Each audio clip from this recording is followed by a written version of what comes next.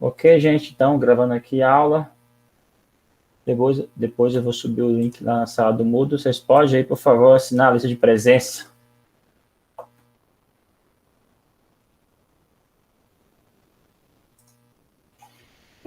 Então, aqui, continuando a nossa aula, então a gente parou aqui, na aula passada nós vimos como que a gente calcula aqui a esperança, né?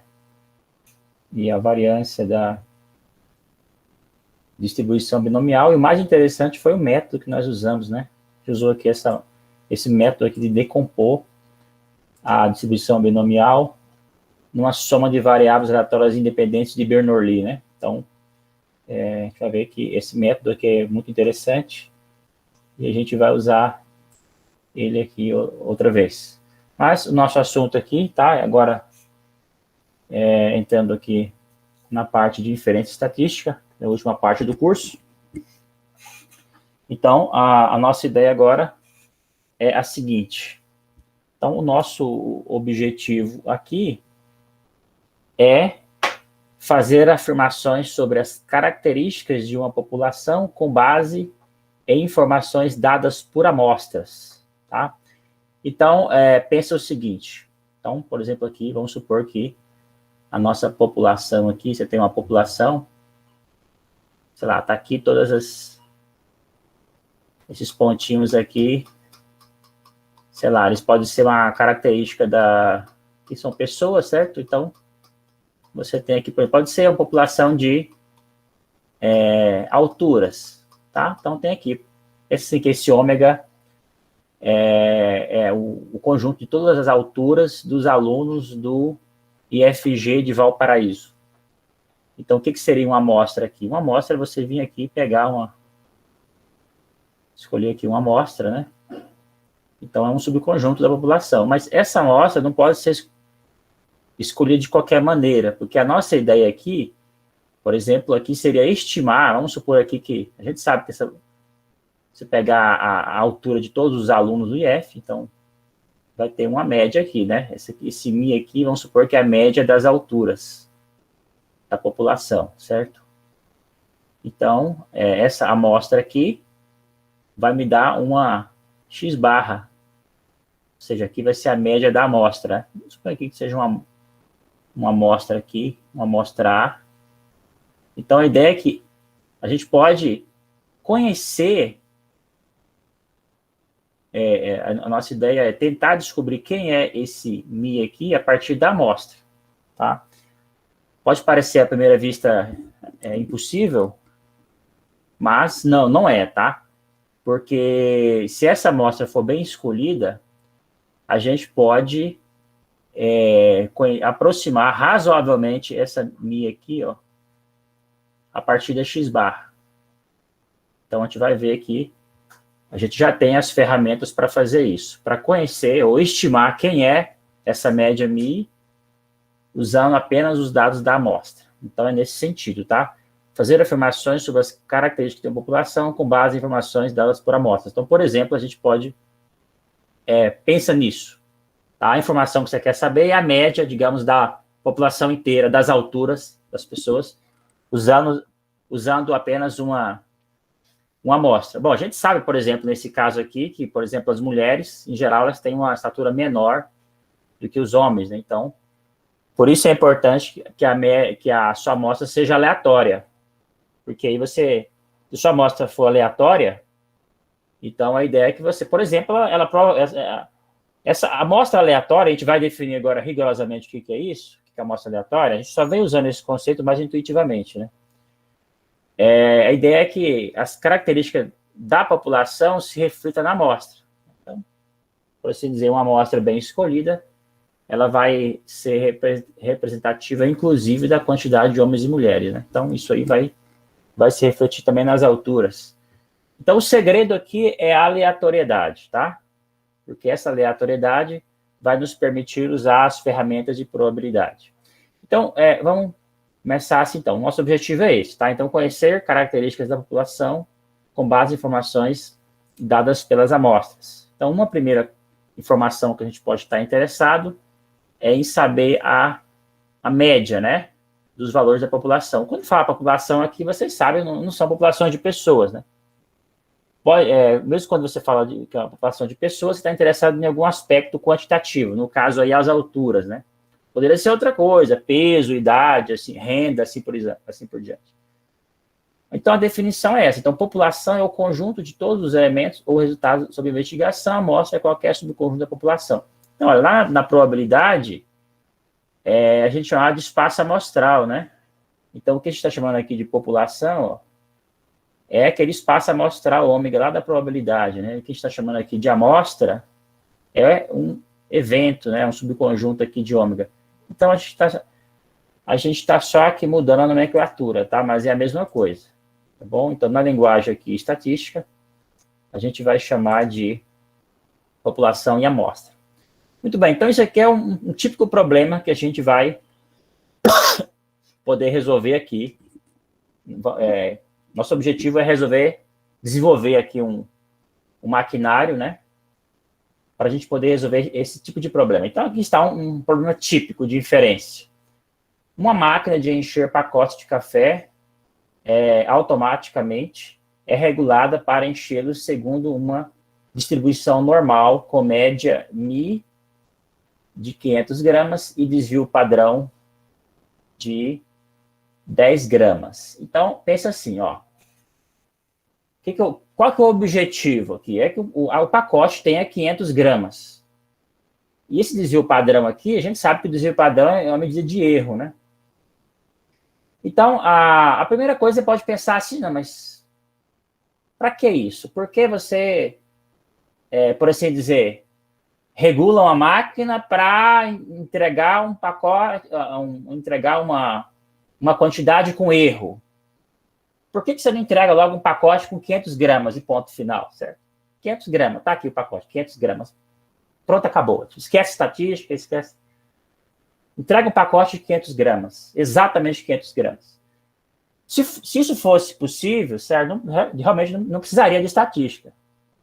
O fato é que não existe isso, tá? Na realidade, tá? Não existe essa história de medida exata. Não é possível, tá bom? Não é possível. Essa máquina não existe. Qualquer tipo de máquina, qualquer tipo de medição, vai ter um erro de medida.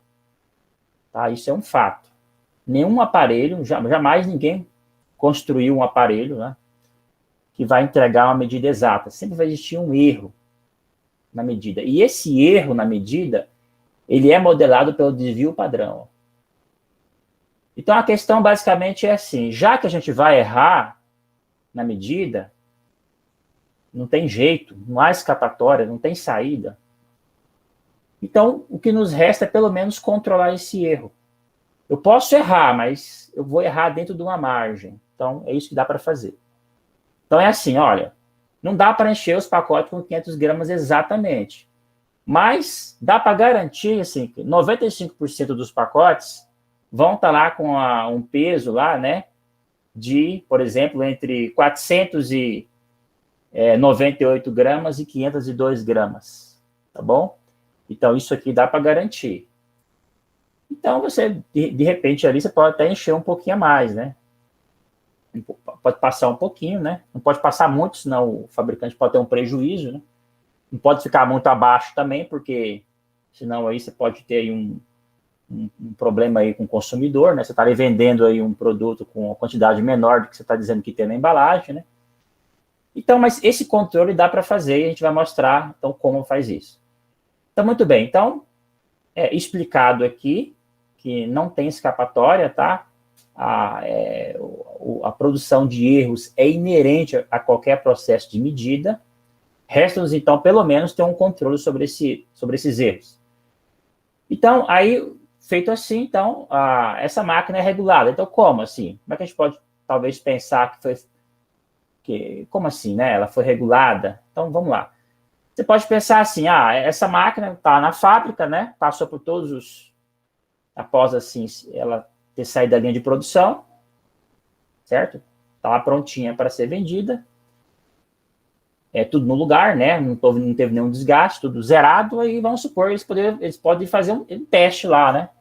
Eles podem pegar essa máquina lá e sei lá, eles podem colher lá, sei lá, 1.000 pacotes, não sei, 500 pacotes, 100 pacotes, e eles mesmos podem fazer essa média. Eles colhem na prática, né, os pacotes, fazem, calcula a média, calcula o desvio padrão, e aí eles vão imprimir isso aí no manual da máquina, certo? Ó, a máquina tem, então ela vai encher aqui os pacotes com 500 gramas e o erro é este aqui, certo? Então, pronto, isso aqui é isso aqui. Então, a questão é, então ela sai da fábrica sim, né?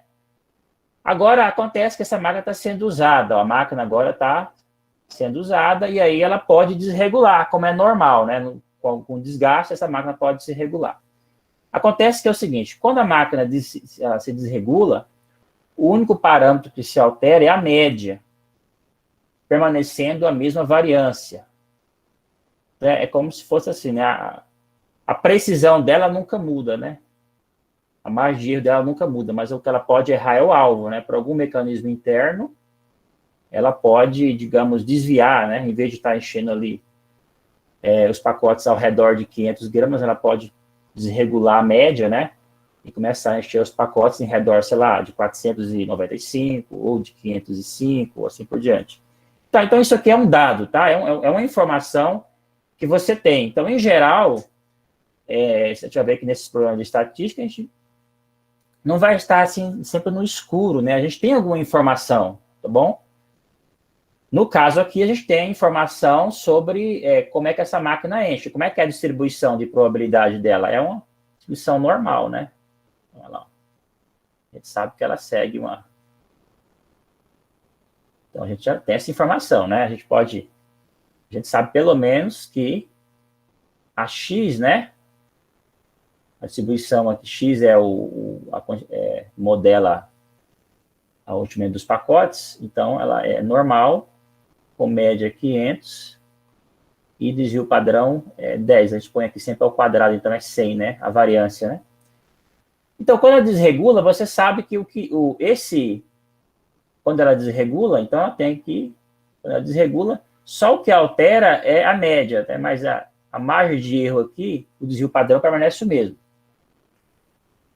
Então, colhemos uma amostra de 100 pacotes e pesamos. Como essa amostra pode indicar se a máquina está ou não desregulada? Então, essa é a pergunta, né? Será que é possível saber se essa máquina está ou não desregulada colhendo 100 pacotes?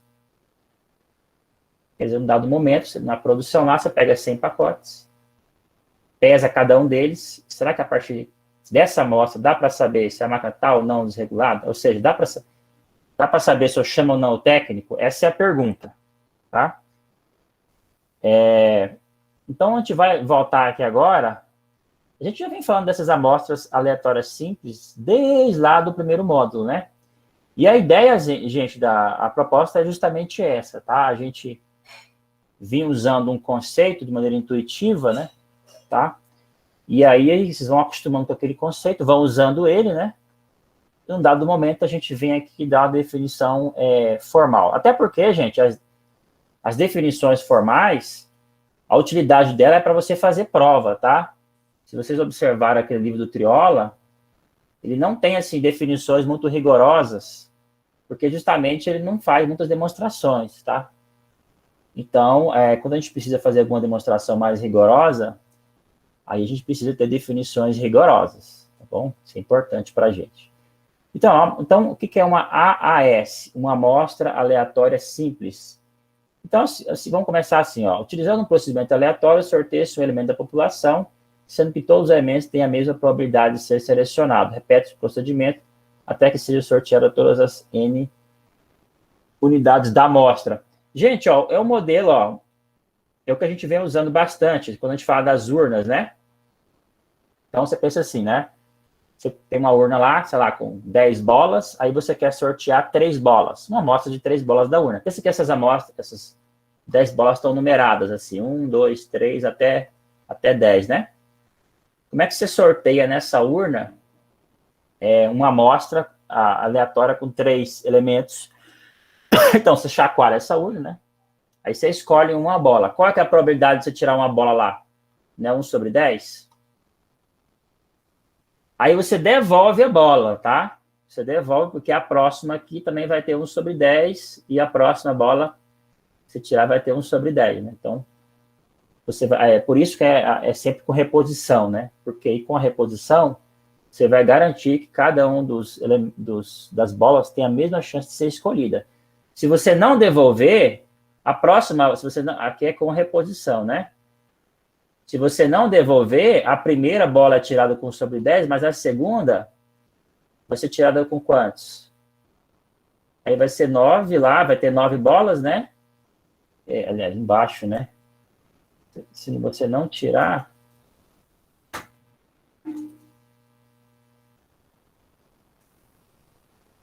Aí, a próxima é 1 sobre 9, não é isso? Tá vendo que aí a chance dessa aqui é 1 sobre 10, a chance dessa aqui é 1 sobre 9. Então, tá vendo? Aí o que vai acontecer? Você não vai ter uma amostra, uma AS, né? Porque aí você não vai ter as mesmas probabilidades para cada elemento. E mais ainda, esses dois eventos não vão ser independentes, né? O evento tirar uma bola na segunda, o evento tirar a primeira bola, e o evento tirar a segunda bola, esse evento tirar a segunda bola não vai ser um evento independente do primeiro, não é isso? Lá naquela árvore que a gente usou, lembra que a gente fez vários exercícios lá no módulo de probabilidade com as bolas, né? A gente fez assim, aquelas árvores de probabilidade. Aí tinha um caso onde você tinha as retiradas com reposição ou com reposição, né? Então, aqui para a gente ter uma amostra aleatória simples, tem que ser com reposição, tá bom? Então, essa aqui é a ideia, tá bom? Essa é a ideia básica, que inclusive vocês já sabiam lá desde dos módulos passados, né? Mas agora vamos dar uma definição envolvendo variáveis aleatórias. Então, é o seguinte, ó, uma amostra aleatória simples de tamanho n, de uma variável aleatória x, com dada distribuição, é uma n-nupla. Então, é uma diferença sutil, tá? Mas é porque agora as amostras vão ser pensadas não como valores, né? Mas como funções, tá bom? A amostra é o quê? Uma função. É uma função, é uma lista, certo? Mas é uma lista de variáveis aleatórias, tá bom? Então, aqui é como se eu tivesse... Aqui seria assim, R1, R2, R3, né? Seria uma função, né? Aqui R1 é a bola que sai na primeira retirada, aqui é a bola que sai na segunda, aqui a bola que sai na terceira. Quando eu tiro uma amostra, aqui vai ter um resultado. Por exemplo, pode ser 1, pode ser 3, pode ser 9, não é isso? Vocês concordam que se eu repetir o experimento, eu devolvo todas as bolas e repito o mesmo experimento, vocês concordam que aqui não vai aparecer, provavelmente não vai aparecer a mesma tripla? Vai aparecer um 5, pode aparecer 1 aqui, pode aparecer um 7 aqui. Aí eu devolvo todas as bolas e tiro uma outra amostra. O que vai acontecer aqui? Pode aparecer um 7, um 9, um 2. Vocês estão vendo assim que eu tenho... Cada vez que eu repito o experimento, eu vou ter uma tripla? Então, ó, na primeira amostra, eu tenho 1, né? Aí você olha só para a primeira entrada das triplas. Olha só para a primeira entrada. Você tem 1, você tem 5, você tem 7, não é isso? Aqui você tem o quê? 3, 1. É como se você dissesse assim, essa R1 aqui, ó, é uma função, que ela pode assumir o valor 1, pode assumir o valor 2, 5, pode assumir o valor 7. Ou seja, na verdade, essa R1, ela pode assumir qualquer dos valores aqui, né? 1, 2, 3, até 10, né? A R2 também, a R3 também. Então, de verdade, gente, a amostra é também uma variável aleatória, tá? Só que é uma variável aleatória cujas entradas são variáveis aleatórias. E, na verdade, isso aqui nada mais é do que a distribuição conjunta, tá? Que a gente estudou lá para trás. Só que lá a gente estudou a distribuição conjunta, na aula passada, assim, né? Só de duas, né? A gente pode pensar numa distribuição conjunta de 3, certo? 3 variáveis aleatórias, ou 4, ou 5, ou n no caso, tá? Então, na verdade, uma amostra aleatória simples nada mais é do que uma distribuição conjunta, tá? Essa é a formalização. Onde todas as n variáveis aleatórias são independentes e possuem... Isso é importante, ó, elas são independentes, tá? Elas são independentes, Ou seja, para eu calcular, ou seja, quando eu fizer, se eu pegasse aqui só duas variáveis aleatórias, né?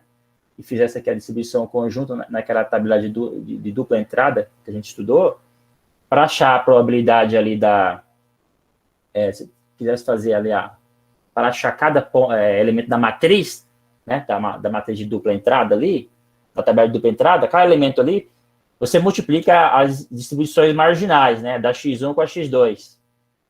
Então, ou seja, aí tudo fica mais fácil, né, elas são independentes, fica fácil de você calcular a esperança do produto, né, porque vai ser o produto da esperança, fica fácil de você calcular a variância, porque é só somar as variâncias, então tudo fica mais fácil quando as variáveis são independentes. E também você vai exigir, olha, outra coisa, que ela possui a mesma distribuição de x. No caso dessa x, aqui, gente, essa definição, ela vale tanto para as variáveis, é uma definição geral, tá? Vale tanto para variáveis aleatórias discretas, quanto para as contínuas, tá? No caso de uma variável aleatória discreta, você falar que tem a mesma distribuição, é precisamente a mesma tabela, né? Lembra lá? Então, ou seja, nesse experimento que eu dei aqui das bolas, qual que seria a distribuição aqui? Cada um assume, o 1 assume 1 sobre 10, né? Não é isso? Qual seria a distribuição de x aqui? Chamando de R aqui já, né? Vamos chamar R1 então vou chamar de R, né? Qual seria aqui a distribuição aqui? Então, para cada x aqui, você tem um pezinho de x, né?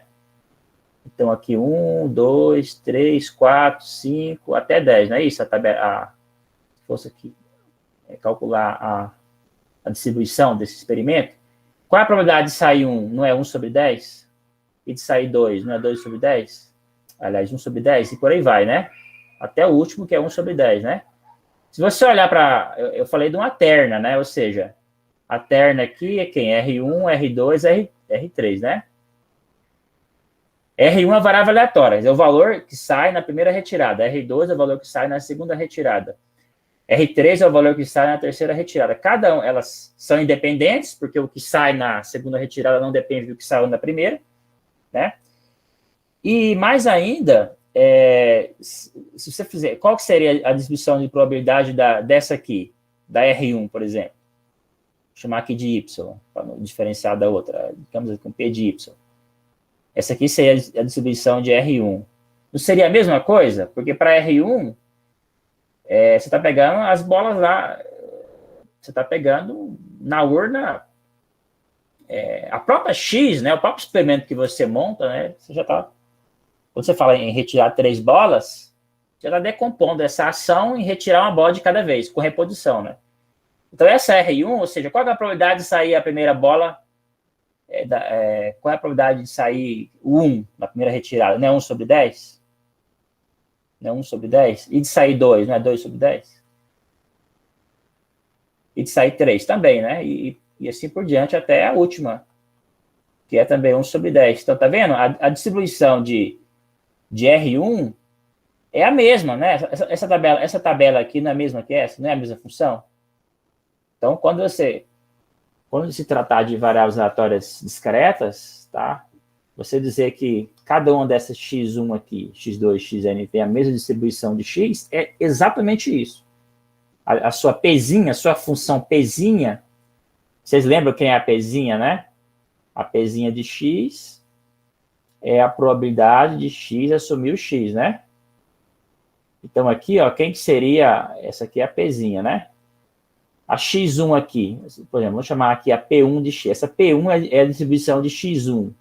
Quando você aplica a P1zinha em x, olhando para x1, é o quê? É a probabilidade de x aqui assumir, então, ou seja, isso aqui é a probabilidade de x1 assumir o x.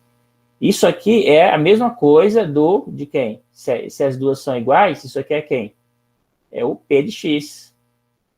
Ou seja, a P de x é igual a P1zinha de x, que é igual a P2 de x, certo? Igual até a última lá. Quem é a última? É a Pn de x, certo? Então, é isso. Vamos agora passar para variáveis aleatórias contínuas. E o que importa para nós, gente, como eu já disse, é a distribuição em forma de sino, é a normal, tá? Essa que é a mais importante para nós. Então, aqui, ó, retirar uma amostra aleatória simples de 5 alturas de uma população de mulheres que segue a distribuição normal. Não está dizendo aqui que a população... Então, a X, o que é o X aqui? X é a altura, né? No caso, a altura das mulheres. Então, a média, a população aqui, está dizendo que a população aqui é de 1,67, certo? E o desvio padrão aqui é de 5, tá? Então, gente, é claro que nesse caso aqui, de fato seria discreta, né? Porque você falava população de mulheres, a população é discreta, né? Não importa se são as alunas do IF, ou se são as mulheres do Brasil, ou se são todas as mulheres do mundo, né? Essa quantidade é finita, certamente.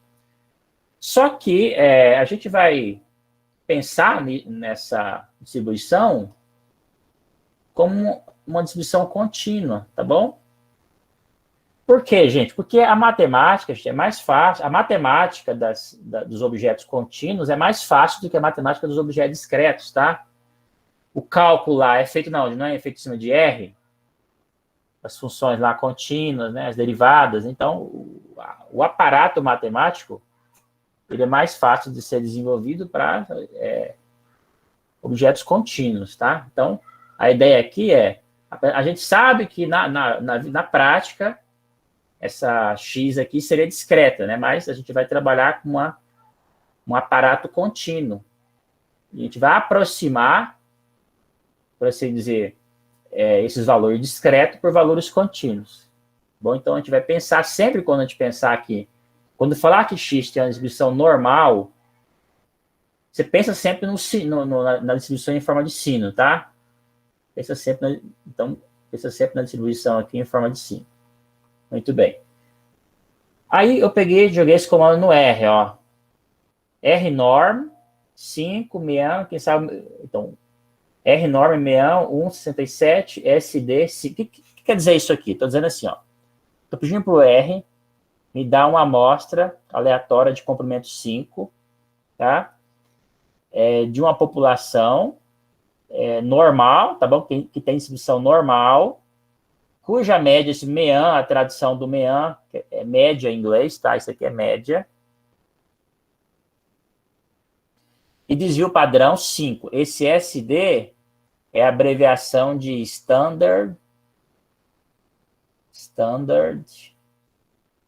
Deviation. Desvio padrão. Então, ele me retornou aqui tá vendo? Só que lá ele usa ponto em vez de vírgula, tá vendo? Ele me devolveu aqui esses 5 valores, né? 1, 2, 3, 4. Tá vendo que eles ficam mais ou menos aqui em torno de 1,67? Isso aqui até comentou, ficou até um pouco acima, né? Mas, então, eu peguei o mesmíssimo comando e rodei ele de novo. O que aconteceu? O mesmíssimo comando, quando eu rodei ele, você está vendo que ele deu outros valores? Como esperado, né, gente? Não seria aleatório, vocês concordam? Vocês concordam que se os valores fossem os mesmos, não se trataria de uma variável, não estaríamos tratando de aleatoriedade? É exatamente a aleatoriedade que faz com que, quando você repita o mesmo comando, os valores se modifiquem. É a mesma situação que eu dei lá das bolas, né? Da urna, né? Cada vez que eu repito o experimento de retirar as bolas da urna, as amostras são diferentes, tá bom? Muito bem. Então, gente, então aqui basicamente é isso, tá? Vamos pensar assim, então, que no caso de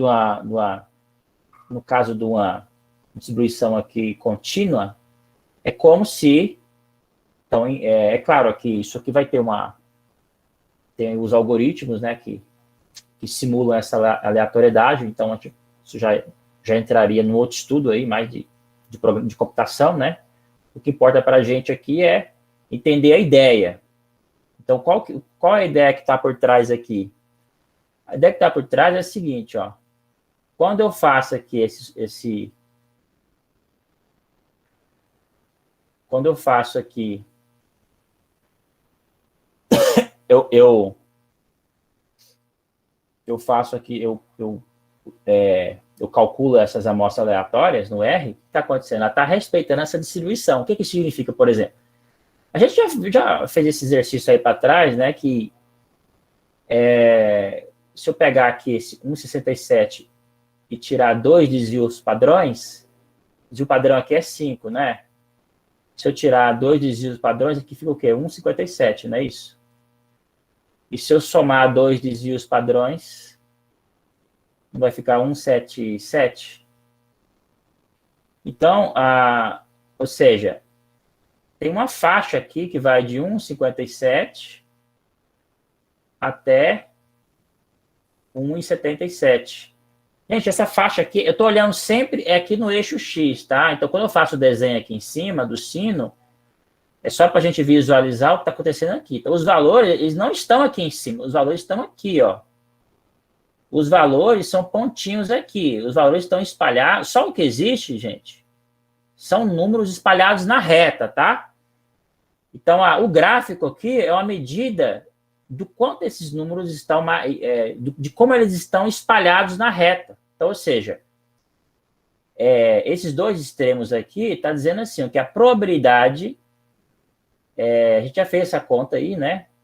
Aí para trás, ó, a probabilidade do X assumir valores aqui entre aqui, ó, isso aqui é 95%. Ó. 95%, ou seja, esses valores vão estar, então, é como se fosse assim, se eu pegasse aqui uma amostra com 100 números, 95 desses números vão estar aqui, ó, dentro desse intervalo, né? E uns 5 vão cair fora, mais ou menos isso. É uma probabilidade, quer dizer que isso não é só uma probabilidade, tá? Não quer dizer que isso vai ser exatamente assim. Mas vai ser, a chance de que isso aconteça é de 95%. Tá? Ou 95% dos valores vão estar aqui nesse intervalo e 5% fora. É assim que você interpreta, tá? Então, apesar que esses números estão variando, eles continuam aqui concentrados ao redor da média. Então, assim, você sortear uma amostra aleatória, no caso aqui, como é que foi a amostra aleatória? Eu peguei aqui, nesse meu exemplo aqui, o R, né? Ele foi programado para colher uma amostra assim, ó.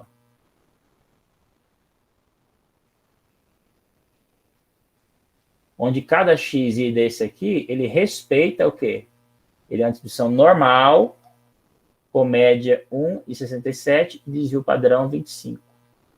Bom, dizer que cada um desses xi segue uma distribuição normal, quer dizer isso. Para cada, se você pegar aqui essa fileira aqui de valores, se você olhar só as colunas, elas vão seguir, vai acontecer do jeito que eu falei aqui, né? Vai estar um x1 aqui, né? Se você fizer o gráfico delas, se fizer um histograma, como aí, no caso, você pegou um conjunto finito de valores, se fizer um histograma, vai ser alguma coisa assim, né? Alguma coisa mais ou menos assim, entendeu? Vai ser aqui tá vendo? Vai ser aqui um histograma e esses retângulos aqui vão estar, assim, aproximando da curva normal, né? Aí, quando eu vou no limite, quando eu pegasse, assim, uma quantidade infinita de valores, isso não é possível no computador, não existe esse negócio de pegar infinitos valores, mas a ideia é que quanto mais eu fosse pegando mais valores, mais esses, e fosse refinando esse meu histograma, né, no limite ele ia me dar aqui uma curva normal. Essa é a ideia. Tá bom, gente? Então, vamos pegar agora, vamos pegar aqui um exemplo, assim, também mais palpável, tá? Eu dei o exemplo das bolas, né? E aqui eu apelei aqui para um uso computacional.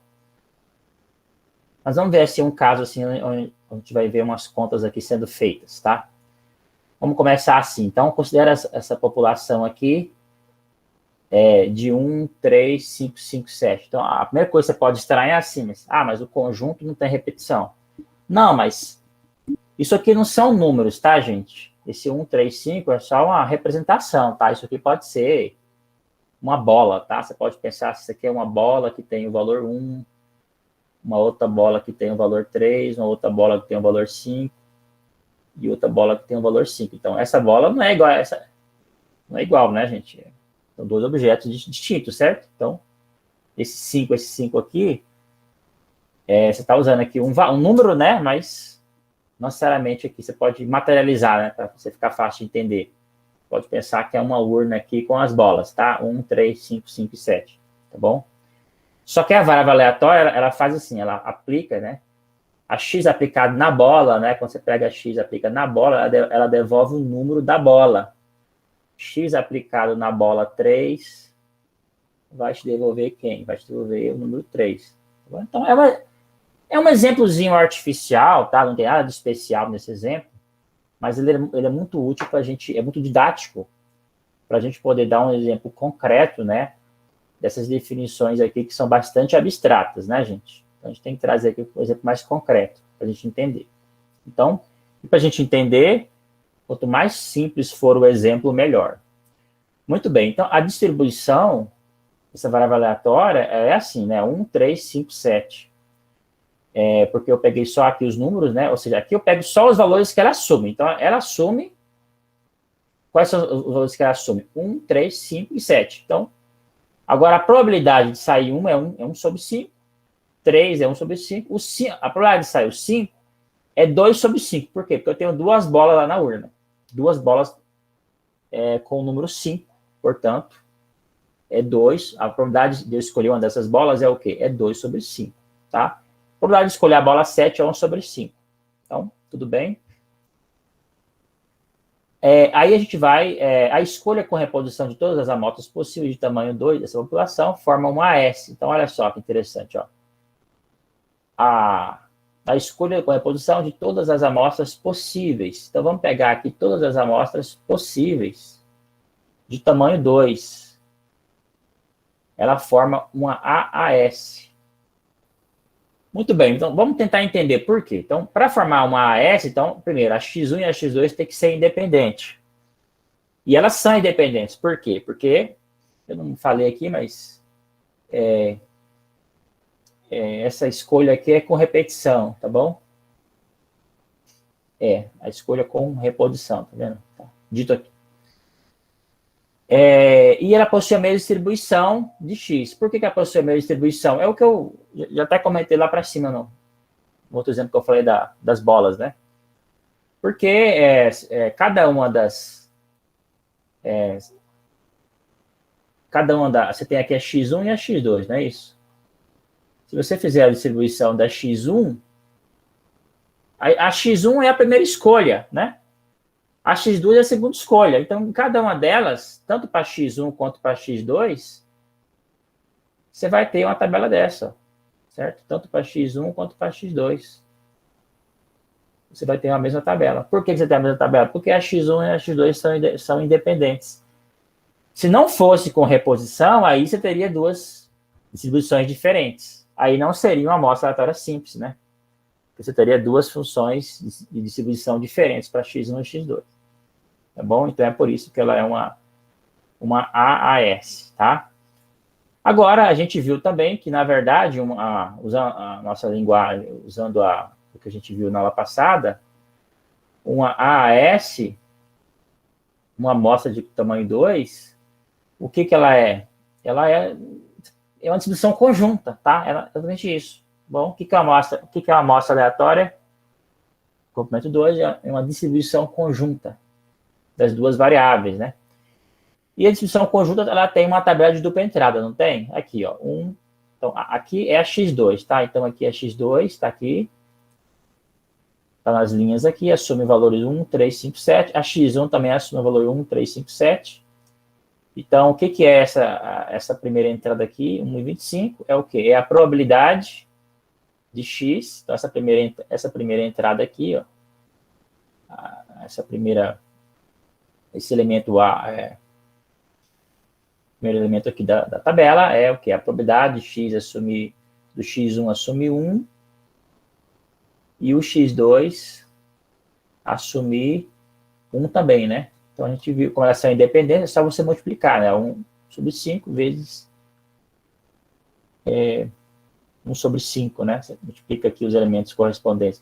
Pega 1 sobre 5 aqui, multiplica aqui por 1 sobre 5 aqui, aí você tem 1 sobre 25, tá bom? Então, é assim que você obteve a distribuição conjunta. Então, a partir daqui também você poderia tirar aqui as distribuições marginais, que nada mais são do que aqui está a distribuição de x2 e aqui está a distribuição de x1, tá? E observe que é a mesma distribuição da x, certo? Como a gente já tinha comentado, ó. Agora, o objetivo era este aqui. A partir tudo que a gente quer fazer, na verdade, o que a gente quer fazer, a partir da distribuição conjunta, a gente vai definir aqui a média de x1 e x2, tá? Então, a gente vai definir, então, esse x1 é uma variável aleatória, o x2 é uma variável aleatória, tá? Então, a média de x1 e o x2, a média entre x1 e x2 também é uma variável aleatória. O que a gente sempre vinha fazendo de maneira aí para trás, né, na intuitiva, eu falava em média, a média da amostra, né? Só que aí eu falava média da amostra, mas eu induzia vocês a pensar assim, só num resultado específico, né? A média é tal, né? Só que você pode pensar na média da amostra como sendo uma variável aleatória também. Ou seja, essa x barra aqui reflete o seguinte fato. A amostra, gente, não é uma coisa que você tira uma única vez, né? Quer dizer, na prática você pode tirar uma única amostra, mas em teoria, quando está definindo a função, por assim dizer, amostra ou adição conjunta, ela como uma função, são infinitos pares, né? Porque quando o seu ômega aqui quando você pega, por exemplo, né? Você pega aqui um ômega aqui, certo? Então você tem a x aqui, né? O ômega variando aqui. Para cada ômega aqui, você vai definir aqui uma ômega aqui e uma ômega, vai definir um par aqui, não é isso? x1 de ômega, x2 de ômega. E quando esse ômega aqui vai variando, você vai produzindo infinitos pares. Poderia ser, sei lá, 1, 3, você produziria aqui. 1, 7, ficando aqui no nosso exemplo aqui ainda, né? Então, cada vez que você retira uma amostra, você vai obtendo o quê? Na verdade, você tem uma quantidade aqui enorme de pares, né? Cada vez que você repete. No caso aqui, como os valores aqui da x é finito, né? Então, você vai ter uma quantidade finita de pares, né? Mas se fosse, por exemplo, uma variável aleatória contínua, aí não tem uma quantidade finita de pares, né? De valores, né? Uma quantidade infinita, vai variando, né? Então, na verdade, então, apesar de que você pode pensar assim numa média de uma amostra, mas se você repetir, pegar uma outra amostra, vai dar uma outra média, e uma outra média, e uma outra média, né? E esse conjunto de médias também vai formar o quê? Vai formar a variável aleatória média, tá bom? Então, esse x barra aqui é o quê? É uma variável aleatória. Tá bom? Só que para você poder definir essa variável aleatória de x barra, você tem que ter definido aqui direitinho quem que é a distribuição conjunta, tá? Muito bem, então aqui vamos entrar aqui, ó. A distribuição da média x barra é dada por, então, qual que é a ideia aqui, gente? Você vai pegar, ó, por exemplo, aqui, qual que é, quais são os pares, eu vou fazer só aqui, talvez um ou dois, eu não vou fazer todos esses exemplos não, tá? Vai tomar muito tempo, mas só para vocês entenderem. Como é que eu cheguei aqui nesse primeiro valor? Tá? Quando x barra é 1, x assumindo x1, aqui é x barra, tá? Como é que eu achei essa primeira entrada aqui da tabela? Então, pensa assim, ó, quais são os pares que vai dar 1, que vai dar a média 1?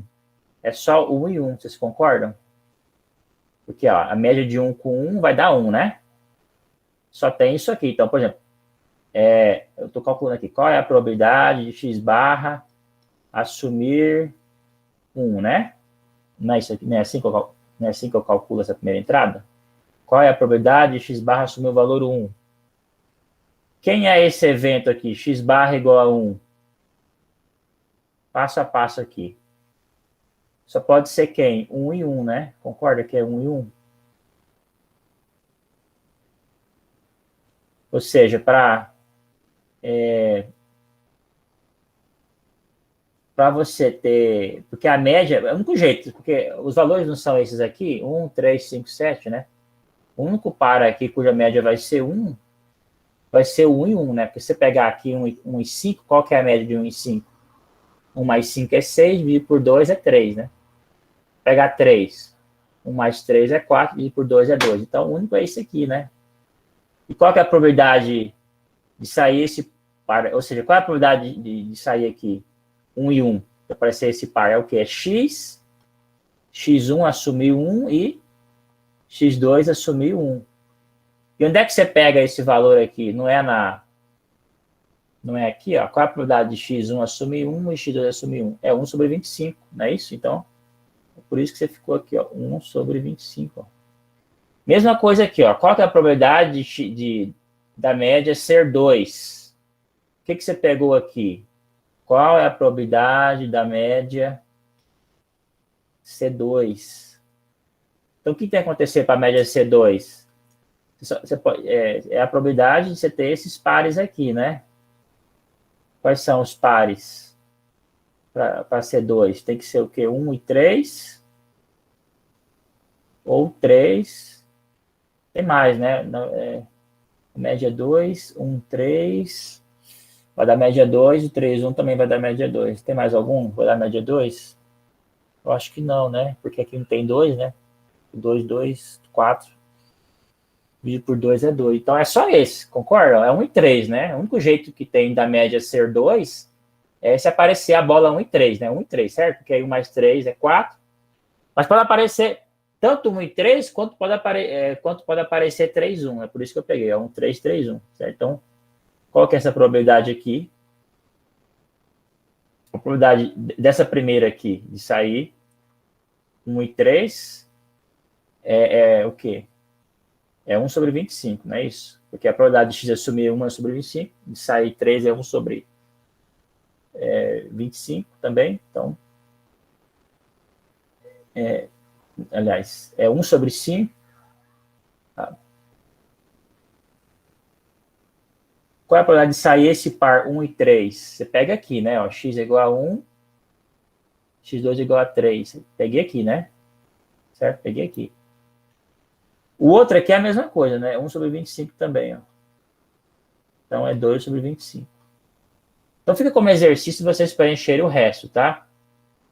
Acha que por que dá esse valor, por que dá esse, por que dá esse, por que dá esse, por que dá esse, tá? Continue isso daí para ver. Mas o que eu quero aqui é mostrar para vocês que... vamos calcular aqui, então, aproveitando aqui o embalo, né? Vamos calcular a esperança de x. Qual que é a esperança de x? A esperança de x eu pego aqui, né? É 1 vezes 1 sobre 5, mais 3 vezes 1 sobre 5, mais 5 vezes 2 sobre 5, mais 3 vezes 1 sobre 5. Essa conta está aqui, tá, gente? Qual é o valor? 4,5. Agora, usando essa distribuição aqui da média aritmética, x barra, que é uma variável aleatória, certo? Vamos calcule. Se você fizer a mesma coisa aqui, 1 vezes 1 sobre 25, mais 2 vezes 2 sobre 25, mais 3 vezes 5 sobre 25. Continua. Aqui não está... Porque eu já juntei, né, gente? Eu já juntei aqui, por exemplo. 1 vezes 1 sobre 25, eu juntei aqui com 7 vezes 1 sobre 25. Coloquei aqui 1 sobre 25 em evidência. Por isso que ficou 8 aqui. Esse 8 aqui é o 1 mais 7, tá vendo? Esse 2 aqui, ó, eu peguei aqui.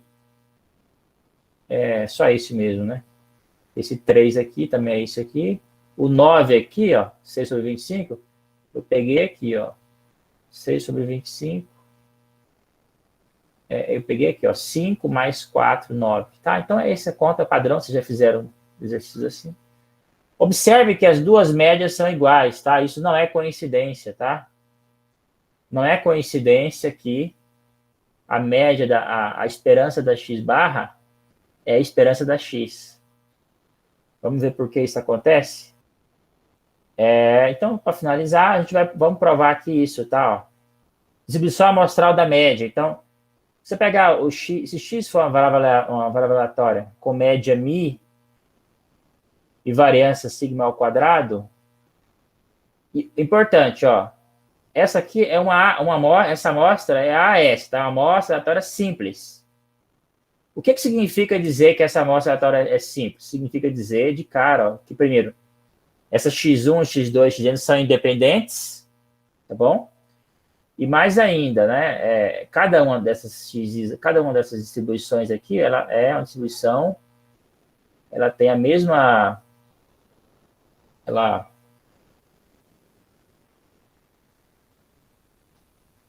aqui não precisa falar, não precisa ser normal, tá? Mas essa aqui, ó, ela tem uma média μ, certo? E um desvio padrão sigma, é isso, tá? Quer dizer, ela tem a mesma distribuição da x, né? Então, essa média, tá vendo? Definiu aqui a média desses n valores. É também uma variável aleatória, e mais ainda, ó, essa x barra, ó, ela tem média μ, e a variância, ó, você pega a variância da x e divide por n, que é o comprimento da amostra.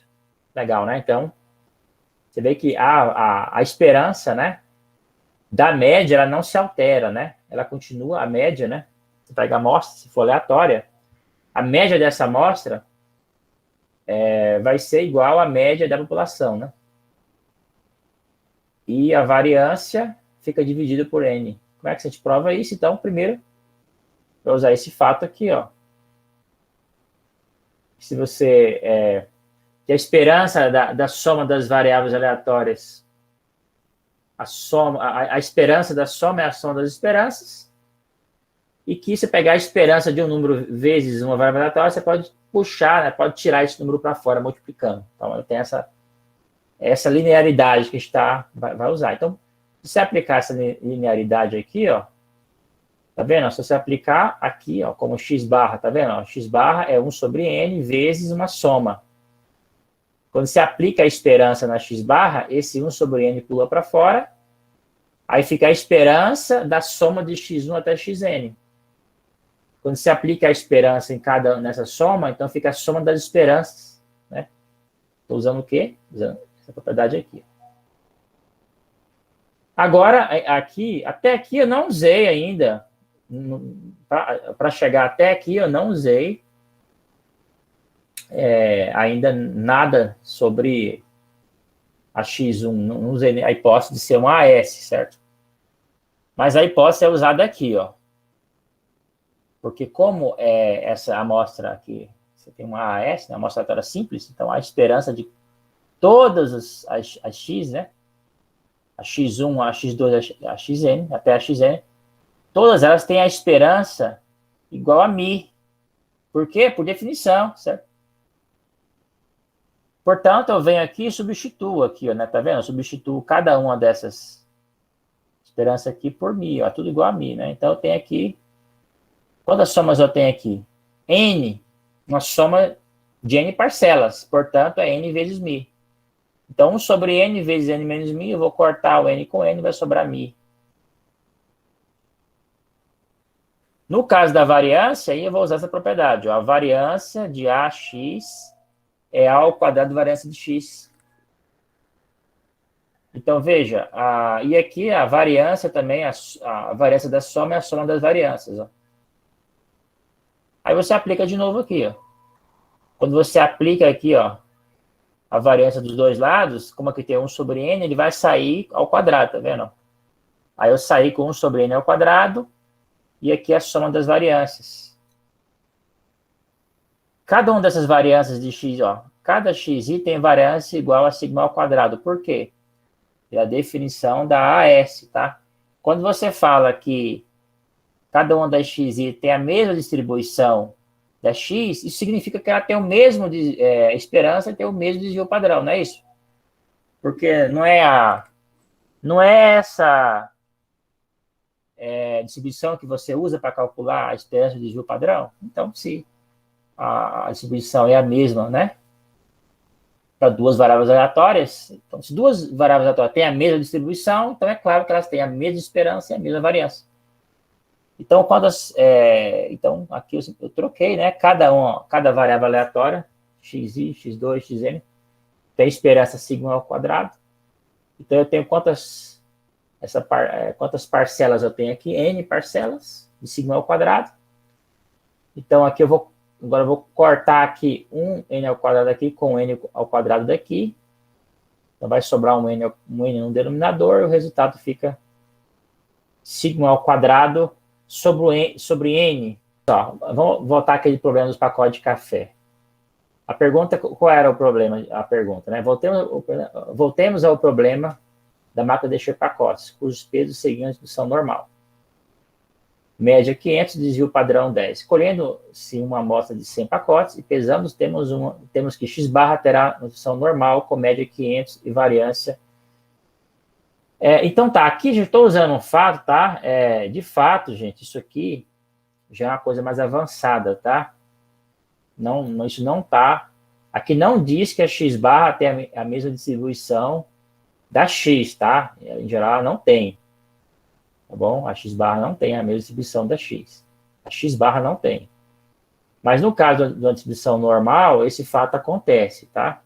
O fato é que essa x barra aqui, como ela vai ser uma soma de distribuições normais, ela vai ser também uma distribuição normal, tá? Isso já é um resultado mais avançado, tá? Mas, então, isso vale, tá? Se você estiver somando distribuições normais, você tem uma distribuição normal. Estou usando esse fato. Agora, o que a gente está usando aqui do teorema, tá? O que a gente vai usar aqui é esse teorema aqui, 3, que é justamente para achar quem é a média de x barra, certo? E quem é o desvio padrão. Então, veja. Então, isso aqui é importante. Você vai supor que a máquina está regulada. Você faz essa hipótese, tá? Então, hipótese. A hipótese é que a máquina esteja regulada. Porque se a máquina estiver regulada, então a X vai ter a distribuição que o fabricante diz que tem, ó. Que é 500 e 100, né? Certo? É por isso que você tem... Agora, então, isso é importante. A forma de colocar o problema é muito esperta. Ela é assim, ó. A pergunta é, suponha que a máquina seja regulada. Qual é a probabilidade de que a média esteja entre 498 e 502? Gente, esses dois valores são arbitrários, tá? Você pode determinar o valor que você quiser. Você poderia alargar um pouco mais esse intervalo, tá? Mas a gente escolhe aqui esse intervalo para aparecer o valor 95. Então, assim, ó, a pergunta é, se a máquina estiver regulada, qual é a probabilidade de que essa média esteja entre 498 gramas e 502 gramas? Aí, o que você faz? Como essa x barra tem uma distribuição normal, aí você converte ela para normal padrão Z. Quando você converte, o que você tem que fazer? Você faz 498 menos a média 500, essa média 500 aqui, dividido por 1. Por que ficou 1 aqui? Porque eu estou pegando lá, ó. Qual é a distribuição de x barra? É normal, com média o quê? 500, isso eu sei. Por que 500? Porque eu estou usando aqui, ó. A média não se altera, tá vendo? Estou dando esse resultado aqui. A média não se altera. A média da x barra, a esperança da x barra continua μ. Então, como a x tem esperança, como a x tem média 500, a x barra também tem média 500. O que muda é o desvio padrão. O desvio padrão é o quê? A variância da x barra é quem? Você pega a variância da x, que é 100, e divide por quem? Divide pelo tamanho da amostra. O tamanho da amostra não é 100? Por isso que você dividiu por 100 aqui. É por isso que ficou 500 e ficou 1 aqui, tá vendo? Tá vendo? X barra N 500. É por isso que ficou 1 aqui embaixo. Tá? Esse 1 aqui embaixo veio daqui, ó. Porque é 498 menos 500 dividido... Esse número que vem aqui embaixo é o desvio padrão da x-barra. Vocês lembram disso aqui? Vocês lembram disso, né?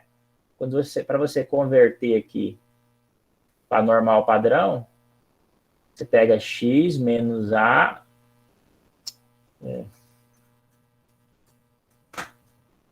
pega aqui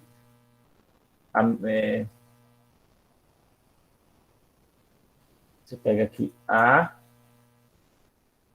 menos mi, divide pelo desvio padrão, você bota z aqui, aí pega b mais o mi aqui, que é a média, e o desvio padrão, certo? Então, esse mi que você usa lá é a média da x, e aqui o denominador é o desvio padrão da x, certo? Então, eu estou usando aqui. Esse 500 aqui é a média da x-barra, né? Que está coincidindo com a média da x. Mas esse 500 aqui é a média da x-barra. E esse 1 aqui é o desvio padrão da x-barra, que é 1. Faz a conta aqui, você obtém que a probabilidade, isso aqui é igual à probabilidade de z está entre menos 2 e 2, que é 95%. Como é que você interpreta, isso é importante, como é que você interpreta esse resultado? Ó? Isso significa que dificilmente 100 pacotes terão uma média fora do intervalo. Ó, porque ó, se ela estiver regulada, a média ó, tem 95% de chance de a média estar dentro desse intervalo. Quer dizer que se a média cair fora... Então, qual é, a probabilidade da média cair fora desse intervalo? Ora, se a probabilidade de a média x-barra está dentro desse intervalo é de 95%, então quer dizer automaticamente que a probabilidade da média estar fora desse intervalo é de quê? É de 5%. Ou seja, é muito difícil que a média não esteja dentro desse intervalo. Então, ou seja, você chama o técnico, né? Se você obter lá 497, pode chamar o técnico. Se obter 402, 503, pode chamar o técnico.